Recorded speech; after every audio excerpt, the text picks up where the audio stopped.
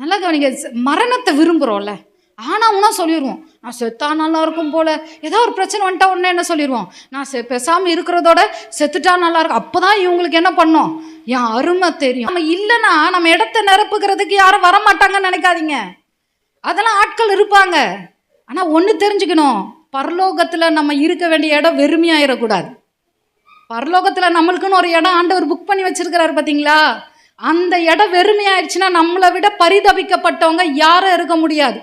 நான் இத்தனை வருஷம் விசுவாசி, நான் ஊழியக்காரி, நான் அவங்க இவங்க நம்ம எத்தனை சொல்லிக்கிட்டாலும் பரலோகத்தில் நான் இருக்க வேண்டிய இடத்துல வேற யாராவது நிரப்பிட்டாங்க அப்படின்னு சொன்னால் அப்புறம் நம்மளை மாதிரி பரிதபிக்கப்பட்ட தக்கவங்க.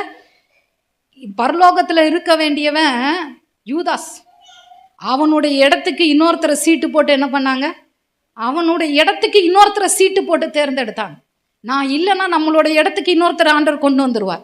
எலியா சொல்கிறான், நான் ஒருவன் மாத்திரம் மீந்து இருக்கிறான்பா, நான் ஒருவன் மாத்திரம் மீந்து இருக்கிறேன். ஆண்டவர் சொல்லிட்டார், பாகாலுக்கு முழங்கால் படியிடாத முழங்கால்களையும் அவனை முத்தமிடாத நாவுகளை உடைய 7000 பேரை வச்சிருக்கிறேன்.